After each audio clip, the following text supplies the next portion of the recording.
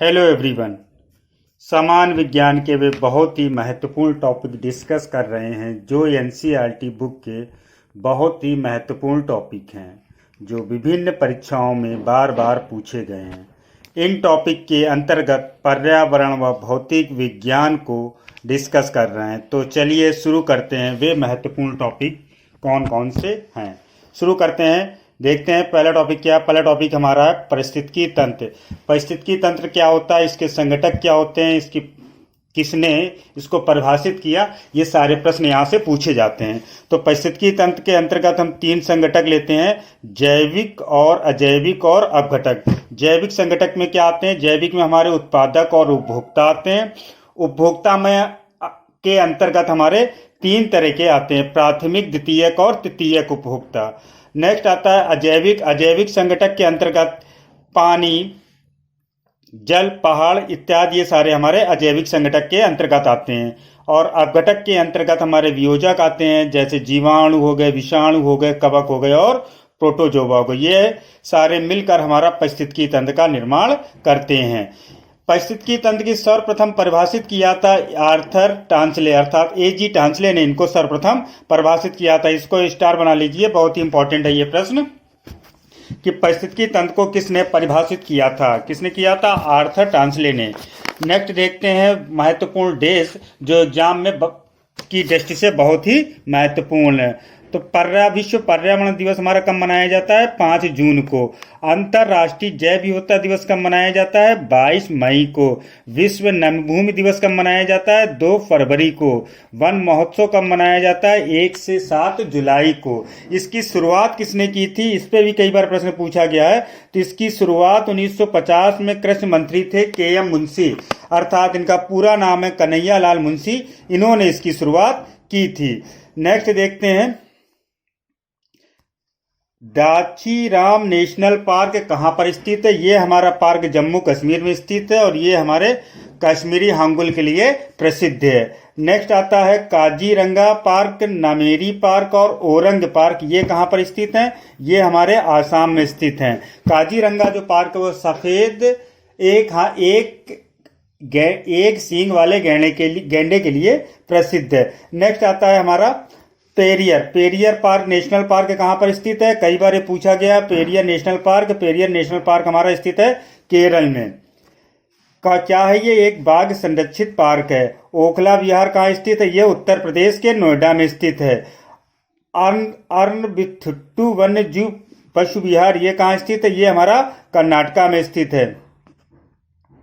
Next आता है प्रकाश संश्लेषण। प्रकाश संश्लेषण क्या होता है, प्रकाश संश्लेषण इस क्रिया में प्रकाश ऊर्जा रासायनिक ऊर्जा में बदलती है। ध्यान दीजिए, प्रकाश संश्लेषण की क्रिया में प्रकाश ऊर्जा हमारी किस में बदल रही है, रासायनिक ऊर्जा में बदल रही है।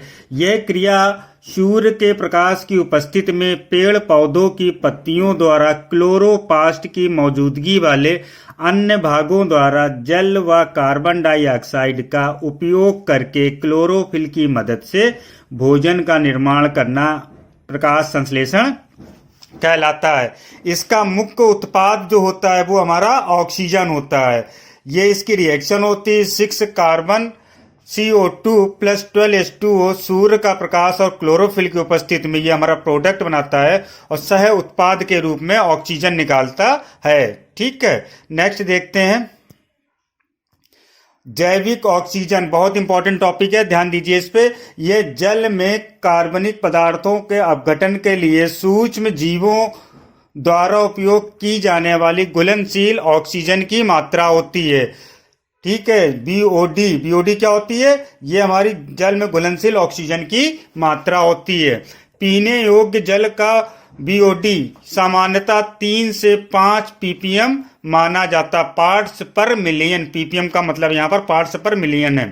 पेयजल का pH जो होता है वो हमारा 6.5 से 8.5 के बीच होता है।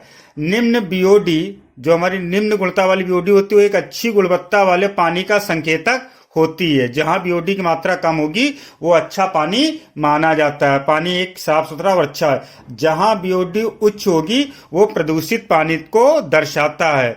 नेक्स्ट देखते हैं कौन सा टॉपिक है हमारा इतना ट्रेंडिंग, अम्ल वर्षा। अम्ल वर्षा क्या होती है? इस वर्षा का मुख्य कारण सल्फर डाइऑक्साइड व नाइट्रोजन के ऑक्साइड है। सल्फर डाइऑक्साइड व नाइट्रोजन के ऑक्साइड अम्ल वर्षा के लिए मुख्यतः जिम्मेदार होते हैं, जो जल के साथ क्रिया करके नाइट्रिक अम्ल व सल्फ्यूरिक अम्ल का निर्माण करते हैं। अम्ल वर्षा का पीएच कितना होता है? 5.5 से कम होता है अम्ल वर्षा का पीएच।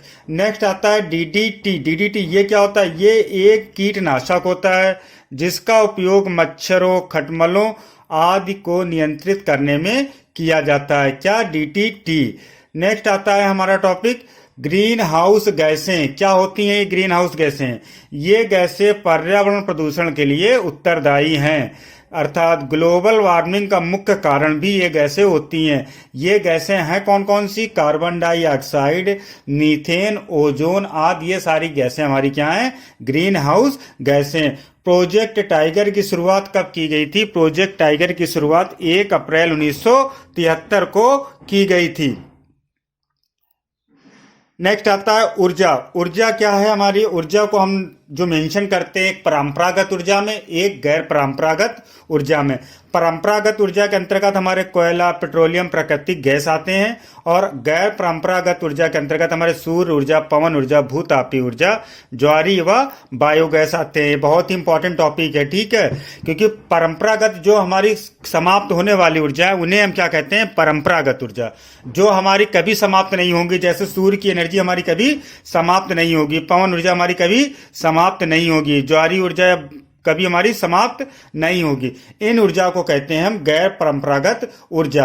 अब यहां से भी कई बार प्रश्न बनते हैं कि मात्रक क्या है, यूनिट क्या है, ठीक है। तो चलिए देखते हैं भार का मात्रक क्या होता है। भार का मात्रक हमारा न्यूटन होता है। संवेग का मात्रक क्या होता है? संवेग का होता है किलोग्राम मीटर प्रति सेकेंड। और संवेग बराबर क्या होता है? द्रव्यमान इंटू वेग। विद्युत आवेश का मात्रक क्या है? विद्युत आवेश का मात्रक हमारा होता है कूलाम। नेक्स्ट देखते हैं प्रतिरोध का क्या मात्रक है? ओम। प्रतिबल का मात्रक क्या होता है? वाट। और विद्युत धारा का मात्रक क्या है? एम्पियर। कार और ऊर्जा की इकाई या मात्रक क्या है? जूल। कार और ऊर्जा दोनों का ही मात्रक हमारा जूल होता है। सामर्थ्य का मात्रक क्या है? वाट जूल प्रति सेकेंड। वाट या इसको हम जूल प्रति सेकेंड भी कहते हैं। दाब का मात्रक क्या है? न्यूटन प्रति मीटर स्क्वायर या पास्कल में भी इसको नापते हैं। विभवांतर का मात्रक क्या है? वोल्ट।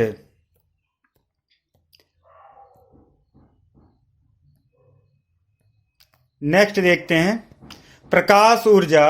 प्रकाश वर्ष का मात्रक क्या? प्रकाश वर्ष किसका मात्रक है? प्रकाश वर्ष हमारा दूरी का मात्रक है। ध्वनि तीव्रता को किससे नापते हैं? ध्वनि की तीव्रता को हम डेसिबल में नापते हैं। वायुमंडलीय दाब को किस में नापते हैं? बैरोमीटर में। दूध की शुद्धता को किस में नापते हैं? लैक्टोमीटर में। वाहन की गति को किस में नापते हैं? स्पीडोमीटर में। और भूकंप की तीव्रता को किससे नापते हैं? इसको नापते हैं रिएक्टर पैमाने पर। नेक्स्ट देखते हैं द्रव घनत्व किस में नापा जाता है? ध्रुवों का घनत्व हाइड्रोमीटर में। समुद्र की गहराई किस में नापते हैं? फैदोमीटर में। सोनार क्या होता है? सोनार हमारा होता है पानी के अंदर वस्तुओं का पता लगाने में इसका इस्तेमाल किया जाता है। ये हमारा सोनार होता है। रडार क्या होता है? रडार होता है वायुयान की दिशा ऊंचाई ज्ञात करने में इसका प्रयोग होता है। नेक्स्ट आता है 1 हॉर्स पावर बराबर कितना होता है? यहां से भी कई बार प्रश्न आए हैं कि एक यूनिट दे देंगे, आपको पूछेंगे क्या होता है, कितने हैं। तो चलिए देखते हैं 1 हॉर्स पावर बराबर कितना होता है? 746 वाट के। और 1 एटमॉस्फेरिक प्रेशर बराबर कितना होता है? 1.01 इंटू 10⁵ पास्कल। नेक्स्ट आता है 1 माइक्रोन बराबर कितना होता है? 10⁻⁻6 मीटर। या इसको हम ये भी कह सकते हैं कि 1 मीटर बराबर कितना होगा? 10⁻⁻6 माइक्रोन। ठीक है। 1 किलोवाट हावर बराबर कितना होता है? 3.6 इंटू 10⁶ जूल। 1 किलोवाट कितना होता है? 1 किलोवाट 1000 वाट के बराबर होता है। 1 नैनोमीटर बराबर कितना होता है?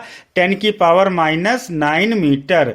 1 पिकोमीटर बराबर कितना होता है? 1 पिकोमीटर बराबर होता है 10⁻12 मीटर। और पलायन वेग क्या होता है? पलायन वेग हमारा वो वेग होता है जो जिस वेग से अगर हम किसी वस्तु को फेंकते हैं तो पृथ्वी के गुरुत्वीय त्वरण से पार निकल जाए, ग्रेविटेशनल फोर्स को क्रॉस कर जाती है। कितना होता है? 11.2 होता है हमारा पलायन वेग। नेक्स्ट होता है इस वेग से ज्यादा अगर किसी वस्तु को फेंकते हैं तो वापस हमारी पृथ्वी पे नहीं आएगी। राशियां कितनी होती है? राशियां हमारी होती हैं अदिश राशियां हैं और सदिश राशियां। दो टाइप की राशियां होती हैं। अदिश राशियां क्या है? वे राशियां जिसमें केवल परिमाण होता है, दिशा नहीं होती है। जैसे चाल, दूरी, द्रव्यमान, आयतन, शक्ति, कार आदि। ये हमारी कैसी राशियां? ये हमारी अदिश राशियां हैं। सदिश राशियां क्या होती हैं? वे राशियां जिनमें परिमाण व दिशा दोनों होते हैं। जैसे वेग, बल, विस्थापन, संवेग इत्यादि। ये हमारी किसके उदाहरण? ये सारे उदाहरण हैं हमारे सदिश राशियों के। नेक्स्ट देखते हैं शक्ति क्या होती है। शक्ति कार्य करने की वह दर को शक्ति कहते हैं। इसका मात्रक क्या होता है? वाट होता है। शक्ति बराबर क्या होता है? कार्य बटे समय। ऊर्जा क्या होती है? ऊर्जा हमारी दो तरह की होती है। एक होती है गतिज ऊर्जा, एक होती है हमारी स्थित ऊर्जा। गतिज ऊर्जा में क्या होता है? जो गति के कारण ऊर्जा होती है, इसको किससे काइनेटिक एनर्जी किसको मेंशन करते हैं? हाफ mv स्क्वायर, जहां m कण का द्रव्यमान, v उसका वेग है। ठीक है। और स्थित इसका मात्रक क्या होता है? जूल। ऊर्जा का मात्रक जूल है, अभी बताया था। कार्य का मात्रक, ऊर्जा का मात्रक सेम होते हैं। नेक्स्ट आता है स्थित ऊर्जा। स्थित ऊर्जा में क्या आता है? mgh, यानी कि द्रव्यमान, g गुरुत्वीय त्वरण और h उसकी हाइट होती है। जैसे घड़ी का सेल, घड़ी के सेल में हमारे क्या आता है? स्थित ऊर्जा का इस्तेमाल होता है। गतिज ऊर्जा का जैसे कि हवा में टीन का उड़ना, ये हमारी क्या है? गति के कारण ऊर्जा है, इसलिए उसको गतिज ऊर्जा कहते हैं। नेक्स्ट टॉपिक देखते हैं न्यूटन के नियम। न्यूटन ने अपने 3 नियम दिए थे। एक जड़त्व का नियम दिया। तो जड़त्व का नियम क्या होता है? पहला नियम है न्यूटन का, यदि कोई वस्तु विरामावस्था में है तो विरामावस्था में ही रहेगी जब तक कि उस पर कोई बाह्य बल नहीं लगाया जाता। दूसरा नियम दिया था F बराबर ma का, अर्थात बल बराबर द्रव्यमान इंटू त्वरण के। अर्थात किसी वस्तु के संवेग में परिवर्तन की दर उस वस्तु पर आरोपित बल के समानुपाती होती है। तीसरा नियम जो था वो क्रिया प्रतिक्रिया का नियम था। इस नियम के अनुसार प्रत्येक क्रिया के बराबर परंतु विपरीत प्रतिक्रिया होती है। इसे क्रिया प्रतिक्रिया का नियम कहते हैं। संवेग संरक्षण का नियम, ये कैसा नियम है? इसमें क्या होता है? यदि एक या एक से अधिक वस्तुओं के निकाय पर बाह्य बल नहीं लग रहा हो तो उस निकाय का कुल संवेग नियत रहता है। अर्थात टक्कर के पहले व टक्कर के बाद का संवेग कुल नियत रहता है। नेक्स्ट देखते हैं घर्षण। घर्षण क्या होता है हमारा? घर्षण क्या होता है? घर्षण होता है हमारा गति की दिशा के विपरीत एक गति अवरोधक बल कार्य करता है, जिसे हम घर्षण कहते हैं। इसके द्वारा किया गया कार्य हमेशा ऋणात्मक होता है। किसके द्वारा? घर्षण के द्वारा। वृत्तीय गति क्या होती है? जब कोई कण वृत्त की परिधि की अनुदिश गति करता है तो इस गति को हम क्या कहते हैं? वृत्तीय गति। मान ली किसी सर्किल के आसपास गोल गोल वो घूम रहा है तो हमारी क्या कहलाएगी? वृत्तीय गति। दोलन गति क्या होती है? जैसे एक साधारण पेंडुलम के दोलन की गति, ये मान दिया और ये हमारा क्या कर रहा है? इसी के बीच ये फिक्स होके मूव कर रहा है। ये हमारी क्या कहलाती है? पेंडुलम वाली गति, दोलन गति। नेक्स्ट देखते हैं। नेक्स्ट टॉपिक है हमारा अपकेंद्रीय बल। अपकेंद्रीय बल क्या होता है? यह बल अभिकेंद्र बल के प्रतिक्रिया स्वरूप एक बल जिसकी विपरीत दिशा में लगता है, इस बल को अपकेंद्री बल कहते हैं।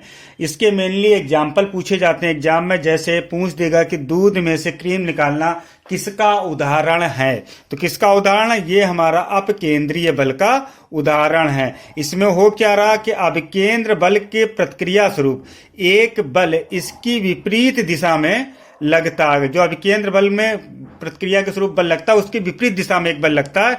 इसी बल को हम क्या कहते हैं? अपकेंद्रीय बल। अभिकेंद्रीय बल क्या होता है? वृत्तीय पथ पर गति करने वाले कण पर एक बल कार्य करता है जिसकी दिशा सदैव वृत्त से केंद्र की ओर होती है। इसे हम अभिकेंद्रीय बल कहते हैं। जैसे पृथ्वी का सूर्य के चारों ओर घूमना, यह उदाहरण किसका है? अभिकेंद्रीय बल का। साइकिल सवार का मोड़ते समय अपने शरीर को साइकिल सहित केंद्र की ओर झुका लेना, यह एग्जाम्पल किसका? यह हमारा अभिकेंद्रीय बल का। नेक्स्ट आता गुरुत्वीय त्वरण जी, ये बहुत ही इंपॉर्टेंट टॉपिक है, गुरुत्वीय त्वरण जी वाला। ठीक है, इसका मान क्या होता है 9.8 मीटर प्रति सेकेंड स्क्वायर। ये क्या होता है, इसके मान वस्तु के रूप, आकार व द्रव्यमान पर ये निर्भर नहीं करता है। कई बार पूछा गया है कि गुरुत्वीय त्वरण का द्रव्यमान बदलता है कि नहीं, तो द्रव्यमान पर ये निर्भर नहीं करता। ये किस पर निर्भर करता है, ये वेट पर, भार पर निर्भर करता है। किस पर, भार पर निर्भर करता है। गुरुत्वीय त्वरण, गुरुत्वीय त्वरण के मान में परिवर्तन होने से क्या क्या होता है, यदि पृथ्वी की सतह से ऊपर जाने या नीचे जाते हैं तो हमारा गुरुत्वीय त्वरण जी का मान घटता है। ठीक, ऊपर जाएं या नीचे जाएं तो हमारा गुरुत्वीय त्वरण का मान घटता है। नेक्स्ट आता है जी का मान ध्रुवों पर अधिकतम होता है, यानी गुरुत्वीय त्वरण का मान ध्रुवों पर अधिकतम होता है। अर्थात किसी वस्तु को यदि हम ध्रुवों पे ले जाएं तो वहां पे उसका वजन हमें अधिक लगेगा। और विषुवत रेखा पर जी का मान न्यूनतम होता है, अर्थात विषुवत रेखा पर उस वस्तु का भार हमें हल्का लगेगा। नेक्स्ट देखते हैं, पृथ्वी की घूर्णन गति बढ़ जाने पर जी का मान कम हो जाता है, अर्थात पृथ्वी की घूर्णन गति घटाने पर जी का मान बढ़ जाता है। यदि पृथ्वी की घूर्णन गति बढ़ जाती है तो जी का मान क्या हो जाएगा, कम हो जाएगा। नेक्स्ट देखते हैं, सार्वत्रिक गुरुत्वाकर्षण नियतांक, इसका कई बार मान पूछ लेते हैं कि इसका मान क्या होता है। तो इसका मान होता है हमारा 6.67 into 10⁻⁻11 newton into metre square प्रति केजी स्क्वायर। केशिकत्व क्या होता है, ये भी यहाँ से भी प्रश्न बार बार उठते हैं। ये हमारे सारे टॉपिक एनसीईआरटी बहुत ही टॉप ट्रेंडिंग टॉपिक हैं जो अक्सर एग्जामों में आते रहते हैं। तो देखते हैं केशिकत्व क्या होता है। इसमें किसी ठोस पदार्थ के संपर्क में रहने वाले द्रव की वह क्रिया जिसमें द्रव के अणुओं के एक दूसरे के प्रति और ठोस के अणुओं के प्रति आकर्षण के फलस्वरूप द्रव का पृष्ठ उठता या गिरता रहता है, जैसे ब्लैंकेटिंग पेपर स्याही सोखता है। पानी के गिलास में एक खुली नलिका डाली जाए तो नली में से पानी का स्तर गिलास में पानी के स्तर से ऊपर उठ जाता है। ये हमारा केशिकत्व के कारण की वजह से होता है। अर्थात आप एक गिलास ले लो, उसमें पानी भरा हो और उसी में एक आप नलिका डाल दो, तो इस नलिका में जो पानी होगा वो इस गिलास के पानी के तल से थोड़ा सा ऊपर उठा होगा। ये किसकी वजह से, ये हमारा केशिकत्व की वजह से होता है। नेक्स्ट देखते हैं पृष्ठ तनाव, ये भी बहुत इंपॉर्टेंट है। पृष्ठ तनाव क्या होता है, किसी द्रव का वह गुण जिसमें कम से कम क्षेत्रफल प्राप्त करने की प्रवृत्ति होती है, पृष्ठ तनाव कहलाता है। जैसे वर्षा की बूंद का गोल होना पृष्ठ तनाव के कारण ही होता है। वर्षा की जो बूंद होती है वो गोल क्यों होती है, वो पृष्ठ तनाव के कारण है।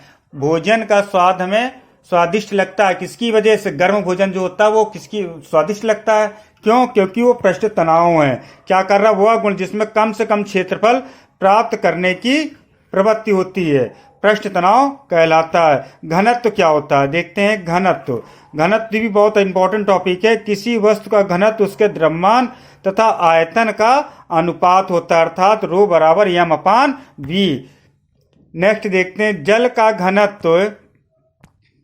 जल का घनत्व 1000 किलो प्रति घन मीटर होता है। मानव शरीर में जल की मात्रा 55 से 78% तक होती है। ये मानव शरीर के ऊपर डिपेंड करता है कि उसमें जल की मात्रा कितनी है, तो 55 से 78% तक होती है। बादलों, जैसे बादलों के आकाश में तैरने का मुख्य कारण, ये भी हमारा एक एग्जाम्पल है कि बादल जो आकाश में तैरते हैं वो किसकी वजह से, घनत्व की वजह से ही तैरते हैं। नेक्स्ट देखते हैं पानी। पानी से तो लगभग ही प्रश्न पूछा जाता है, पानी की एक अलग ही प्रॉपर्टी होती है। तो चलिए देखते हैं क्या उसके प्रॉपर्टी। पानी बर्फ पर तैरती है क्योंकि इसका घनत्व पानी के घनत्व से कम होता है। ठीक है, पानी का जो घनत्व होता है वो 4 डिग्री सेंटीग्रेड पर अधिकतम होता है और इसका जो आयतन है वो क्या होगा, न्यूनतम होता है। कितने पे, 4 डिग्री सेंटीग्रेड पर, जबकि अन्य द्रवों में यह कंडीशन नहीं होती है। 4 डिग्री सेंटीग्रेड से ऊपर तापमान पर गर्म करने पर आयतन बढ़ता है तथा उसका जो घनत्व है वो कम होता है, ठीक है, 4 डिग्री सेंटीग्रेड से ऊपर बढ़ने पर। नेक्स्ट देखते हैं परम शून्य ताप। क्या होता है ये परम शून्य ताप? वह न्यूनतम संभव ताप है जिसमें कोई ताप संभव नहीं है, जिससे कम पर कोई ताप भी हमारा संभव नहीं है। परम शून्य ताप हमारा वो ताप होता है जिससे कम कोई ताप संभव नहीं होता है। अर्थात इस ताप पर अणुओं की गति शून्य हो जाती है, वो हमारा क्या कहलाता है? परम शून्य ताप। परम शून्य ताप 0 के या -273 डिग्री सेल्सियस होता है परम शून्य ताप। और ये ध्यान दीजिए 32 डिग्री फ़ारेनहाइट 0 डिग्री सेंटीग्रेड के बराबर होता है। 32 डिग्री जो फ़ारेनहाइट होता है वो हमारा 0 डिग्री सेंटीग्रेड के बराबर होता है। और नेक्स्ट इसके इंपॉर्टेंट फैक्ट देख लेते हैं। सेल्सियस एवं फ़ारेनहाइट -40 डिग्री पर कैसे होते हैं? बराबर होते हैं। मानव शरीर का तापमान 37 डिग्री सेंटीग्रेड या 98.6 डिग्री फ़ारेनहाइट होता है। नेक्स्ट टॉपिक देखते हैं। मानव शरीर का तापमान 37 डिग्री सेंटीग्रेड या 98.6 डिग्री फ़ारेनहाइट होता है। कुचालक। कुचालक क्या होते हैं? वे पदार्थ होते हैं जो ऊष्मा या विद्युत धारा के प्रवाह का विरोध करते हैं या बहुत कम या ऊष्मा प्रवाहित करते हैं, जैसे लकड़ी, बैकेलाइट, चीनी मिट्टी इत्यादि। ये हमारे क्या कहलाते हैं? कुचालक। इसमें ना तो ऊष्मा प्रवाहित हो सकती है और ना विद्युत धारा, या तो बिल्कुल ही नहीं होती या बहुत ही माइनर होती है, वो हमारे क्या कहलाते हैं? कुचालक। नेक्स्ट देखते हैं सुचालक।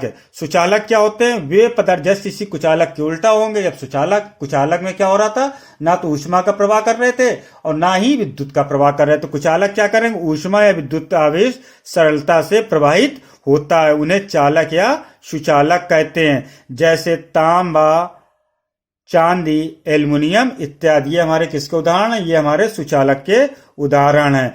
यहाँ पर ध्यान देने की बात है कि चांदी जो होता है विद्युत की सबसे अच्छी चालक होती है। ध्यान दीजिए इस पे, चांदी विद्युत की सबसे अच्छी चालक होती है। नेक्स्ट आता है ऊष्मागतिकी के नियम। ऊष्मागतिकी का प्रथम नियम देखते हैं। इसे ऊर्जा संरक्षण का नियम भी कहते हैं। इस नियम के अनुसार ऊर्जा ना तो उत्पन्न होती है और ना ही नष्ट होती है। केवल एक रूप से ऊर्जा दूसरे रूप की ऊर्जा में परिवर्तित होती है। ये हमारा क्या कहलाता है? ऊर्जा संरक्षण का नियम या ऊष्मागतिकी प्रथम नियम। नेक्स्ट देखते हैं तरंग दैर्घ्य। तरंग दैर्घ्य क्या होती है? तरंग दैर्घ्य की विशेषताएं क्या? देखिए तरंग दैर्घ्य जो होती है वो लाल रंग की सबसे अधिक होती है और उसका लाल रंग का जो विचलन होता है वो कम होता है सबसे, और नीले रंग की सबसे कम होती है तरंग दैर्घ्य और विचलन जो होता है सबसे अधिक होता है तरंग दैर्घ्य, ठीक है। नेक्स्ट अर्थात आवृत्ति बढ़ने पर तरंग दैर्घ्य बढ़ जाती है। नेक्स्ट देखते हैं अनुदैर्घ्य तरंग।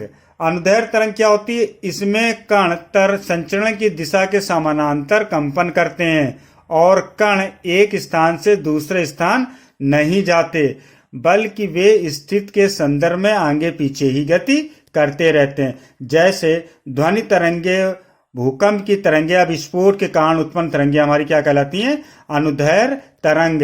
पूछा जाएगा कि ध्वनि तरंगे किसका उदाहरण है, तो किसका उदाहरण है? अनुदैर्घ्य तरंग का।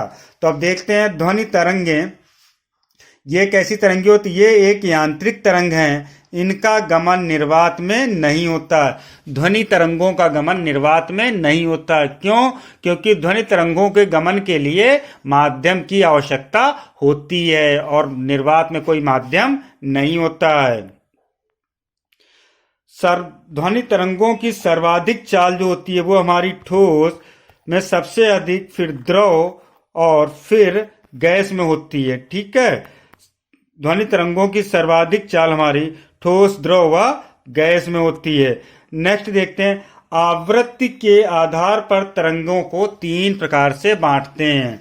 जैसे अपश्रव्य तरंगे, इन तरंगों की आवृत्ति 20 हर्ट्ज से कम होती है। अच्छा, आवृत्ति को नापते किसके हैं? इसका मात्रक क्या होता है? आवृत्ति का मात्रक हमारा हर्ट्ज होता है, ठीक है। तो अपश्रव्य तरंगे हम किसको सुन लेते हैं? अपशब्द तरंगों के अंतर्गत हम रखते हैं हृदय की धड़कन को। ये कई बार पूछा गया कि हृदय की धड़कन हमारी किसकी है? अपशब्द तरंग का उदाहरण है। श्रव्य तरंग आती है हमारी 20 से 20,000 हर्ट्ज के बीच की जो तरंगे होती हैं वो हमारी श्रव्य तरंगे कहलाती, जो मनुष्य सुन सकता है। नेक्स्ट आता है पराश्रव्य तरंगे। पराश्रव्य तरंगे होती 20,000 हर्ट्ज से अधिक की तरंगे। ये तरंगे कैसी होती हैं? ये तरंगे जो होती हैं हम नहीं सुन सकते हैं। इनका इस्तेमाल कुत्ता, बिल्ली, चमगादड़ ये लोग करते हैं। और 45 डेसिबल, अच्छा ध्वनि 45 डेसिबल ध्वनि मनुष्य के लिए सर्वोत्तम मानी गई है। अच्छा, ध्वनि की तीव्रता को हमने पहले बताया था इसी वीडियो में कि किससे नापते हैं? ध्वनि की तीव्रता को डेसिबल में नापते हैं। देखिए आ गया ना यहाँ डेसिबल। डेसिबल से क्या हो रहा है? मनुष्य जो है ध्वनि की सबसे 45 डेसिबल जो होता है मनुष्य के लिए सबसे सर्वोत्तम माना गया है ध्वनि उस रेंज की। ठीक है। नेक्स्ट आता है प्रतिध्वनि। प्रतिध्वनि क्या होती है? ये प्रतिध्वनि एक स्रोत एवं परावर्तक सतह के बीच की न्यूनतम दूरी लगभग 17 मीटर होनी चाहिए। इसे ही प्रतिध्वनि कहते हैं। अर्थात ध्वनि तरंगों के परावर्तन द्वारा उत्पन्न ध्वनि की पुनरावृत्ति प्रतिध्वनि कहलाती है।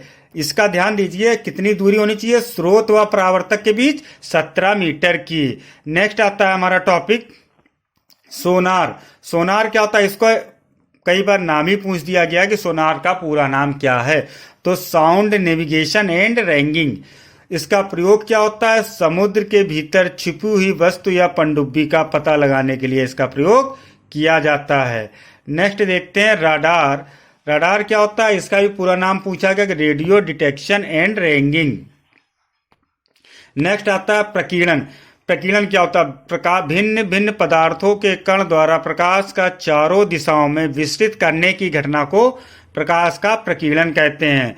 लाल रंग का प्रकीर्णन सबसे अधिक तथा नीले रंग का प्रकीर्णन सबसे कम होता है। इसीलिए कोहरे आदि में हम क्या करते हैं? सिग्नल किसके बनाते हैं? रेड कलर के। निर्वात में प्रकाश की चाल सर्वाधिक होती है। ध्यान दीजिए, निर्वात में किसकी चाल सर्वाधिक है? प्रकाश की। और ध्वनि तरंगों की चाल सर्वाधिक किसमें होती है? ठोसों में। नेक्स्ट देखते हैं समतल दर्पण। ऐसे दर्पण जिसका परावर्तक पृष्ठ समतल हो वह समतल दर्पण कहलाता है। इसके द्वारा प्रतिबिंब आभासी व सीधा अर्थात पार्श्व तौर पर उल्टा होता है। आभासी व पार्श्व तौर पर उल्टा होता है। प्रतिबिंब दर्पण के पीछे उतनी ही दूरी पर बनता है जितनी दूरी पर वस्तु को दर्पण के सामने रखा जाता है। नेक्स्ट टॉपिक है हमारा अवतल दर्पण। अवतल दर्पण ये क्या होता है? इसकी बनावट अंदर की ओर उभरी हुई होती है और इसे अभिसारी दर्पण भी कहते हैं। कई बार पूछा गया है कि अभिसारी दर्पण किसे कहते हैं? तो अवतल दर्पण को हम क्या कहते हैं? अभिसारी दर्पण। इसका प्रयोग कहाँ होता है? प्रश्न यहां से उठता है। जो आपका प्रश्न पूछा जाएगा वो प्रयोग से पूछे जाते हैं। ठीक है। तो वाहनों की हेडलाइट, टार्च, दूरबीन आदि बनाने में इसका प्रयोग किया जाता है। नेक्स्ट आता है हमारा उत्तल दर्पण। उत्तल दर्पण क्या होता है? इसे अपसारी दर्पण कहते हैं। किसे? उत्तल दर्पण को। इसका प्रयोग कहाँ होता है? वाहनों में साइड मिरर के रूप में चिकित्सक कान, नाक, दांत आदि के भागों की जांच करने के लिए इसका प्रयोग करते हैं। क्योंकि उत्तल दर्पण में क्या होता है? प्रतिबिंब छोटा बनता है। ठीक है। और अवतल दर्पण में क्या होता है? प्रतिबिंब बड़ा बनता है। ठीक नहीं, उत्तल दर्पण में प्रतिबिंब बड़ा बनता है। ठीक है। प्रतिबिंब जो है हमारा उत्तल दर्पण में बड़ा बनता है। तभी तो नाक कान के दांत लोग डॉक्टर देखते नहीं है कि देख लिया क्या लेंस लगाए, दर्पण रखा तो उसमें प्रतिबिंब उनको दिखने लगता है। दूर की चीजों का प्रतिबिंब बना देते हैं छोटा सा एकदम। जैसे गाड़ियों के पीछे साइड में लगे होते हैं ना मिरर लगे होते हैं, क्या करते हैं? छोटा प्रतिबिंब हमारा दूर से ही बन जाता है प्रतिबिंब। ठीक है। नेक्स्ट देखते हैं प्रकाश का अपवर्तन। प्रकाश का अपवर्तन क्या होता है? जब प्रकाश की किरण एक पारदर्शी माध्यम से दूसरे पारदर्शी माध्यम में जाती है तो वह अपने वास्तविक मार्ग से विचलित हो जाती है। इसे ही अपवर्तन कहते हैं।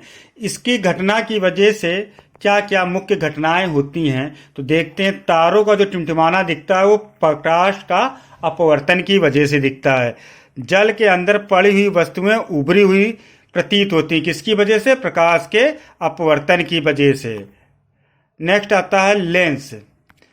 लेंस हमारे उत्तल लेंस और अवतल लेंस होते हैं। उत्तल लेंस को दूर दृष्टि दोष दूर करने के लिए इस्तेमाल किया जाता है, अर्थात इसमें क्या होता है, पास की वस्तुएं स्पष्ट नहीं दिखाई देती हैं। जबकि अवतल लेंस में क्या होता है, निकट दृष्टि दोष को दूर करने के लिए इसका प्रयोग किया जाता है। इसमें दूर की वस्तुएं स्पष्ट नहीं दिखाई देती हैं, लेकिन अवतल लेंस में पास की वस्तुएं स्पष्ट दिखाई देती हैं। लेकिन ये दूर क्या करता है, ये दूर की वस्तुओं को स्पष्ट नहीं देख पाता, तब इस लेंस का उपयोग किया जाता है। ठीक है। लेंस की क्षमता को डायोप्टर में नापते हैं, इसे P से डिनोट करते हैं। P बराबर होता है 1/f, जहां f क्या है, हमारी फोकस दूरी। ध्यान दीजिए, लेंस से जो प्रश्न आता है वो आपका यही आता है कि उत्तल लेंस का प्रयोग किस तरह के दोष को दूर करने के लिए किया जाता है। किस दोष को दूर करने के लिए? दूर दृष्टि दोष को दूर करने के लिए इसका प्रयोग किया जाता है। इसके तहत क्या होता है, पास की वस्तुएं स्पष्ट नहीं दिखाई देती। ठीक है, नाम है दूर का, लेकिन वस्तुएं पास की स्पष्ट नहीं दिखाई दे रही। अवतल लेंस में क्या हो रहा, इसका प्रयोग निकट दृष्टि दोष दूर करने के लिए किया जाता है। इसमें क्या होता है, इसमें दूर की वस्तुएं स्पष्ट नहीं दिखाई देती हैं। नेक्स्ट देखते हैं, यहां से भी कई बार प्रश्न आया कि विद्युत बल्ब ऊर्जा का कौन सा रूपांतरण करता है। तो विद्युत बल्ब जो होता है विद्युत ऊर्जा को प्रकाश ऊर्जा में बदलता है। नेक्स्ट देखते हैं, विद्युत हीटर क्या करता है, विद्युत हीटर जो है विद्युत ऊर्जा को ऊष्मा में बदलता है। विद्युत सेल क्या करता है, यह रासायनिक ऊर्जा को विद्युत ऊर्जा में बदलता है। नेक्स्ट आता है विद्युत मोटर। विद्युत मोटर क्या करता है, विद्युत को यांत्रिक में बदलता है, मैकेनिकल वर्क के लिए इस्तेमाल करता है। ठीक है। विद्युत सेल क्या करता है, सौर ऊर्जा को विद्युत ऊर्जा में बदलता है। नेक्स्ट आता है हमारा माइक्रोफोन। माइक्रोफोन क्या है, माइक्रोफोन ध्वनि ऊर्जा को विद्युत ऊर्जा में बदलता है। प्रकाश बल्ब, प्रकाश बल्ब क्या करता है, इसका पूछा गया फिलामेंट किसका बना होता है। फिलामेंट इसका जो होता है टंगस्टन का बना होता है। प्रकाश बल्ब तो प्रकाश ही देगा। नेक्स्ट आता है एक्सरे की खोज किसने की थी। एक्सरे की खोज रॉन्टजन ने की थी। एटम बम की खोज किसने की थी। एटम बम की खोज जे रॉबर्ट ओपेनहाइमर ने की थी। ग्राहम बेल ने किसकी खोज की थी, टेलीफोन की। नेक्स्ट देखते हैं, सूर्य में ऊर्जा का स्रोत क्या है। सूर्य में ऊर्जा का स्रोत हमारा परमाणु संलयन। परमाणु संलयन क्या होता है, दो छोटे नाभिकों का मिलकर एक बड़े नाभिक में बदल जाना, ये हमारा क्या कहलाता है, परमाणु संलयन, यानी कि नाभिक का जुड़ना। नेक्स्ट आता है ग्रेफाइट व भारी पानी का उपयोग परमाणु रिएक्टर में मंदक के रूप में किया जाता है। ठीक है, ये भी पूछा गया कई बार। ग्रेफाइट व भारी पानी का उपयोग कहाँ किया जाता है, परमाणु रिएक्टर में मंदक के रूप में। भारत का सबसे बड़ा परमाणु ऊर्जा संयंत्र ये क्या है, बताइए। ये हमारा तारापुर परमाणु संयंत्र है। ये कहाँ पर स्थित है, ये महाराष्ट्र में स्थित है। नेक्स्ट देखते हैं, फाउंटेन पेन का आविष्कार किसने किया था। फाउंटेन पेन का आविष्कार वाटरमैन ने किया था। नेक्स्ट आता है भौतिकी अनुसंधान प्रयोगशाला किसने स्थापित की थी, बताइए। भौतिक अनुसंधान प्रयोगशाला विक्रम साराभाई ने 1947 में स्थापित की थी। गुरुत्वाकर्षण नियम किसने दिया था। गुरुत्वाकर्षण का नियम आइजैक न्यूटन ने दिया था। गुरुत्वाकर्षण का नियम। ये हो गए सारे महत्वपूर्ण टॉपिक जो फिजिक्स और पर्यावरण की दृष्टि से बहुत ही महत्वपूर्ण टॉपिक हैं। तो आप इनको 2 बार कम से कम देख लीजिए, ठीक है, आपका क्लियर हो जाएगा। Thank you, thanks for watching.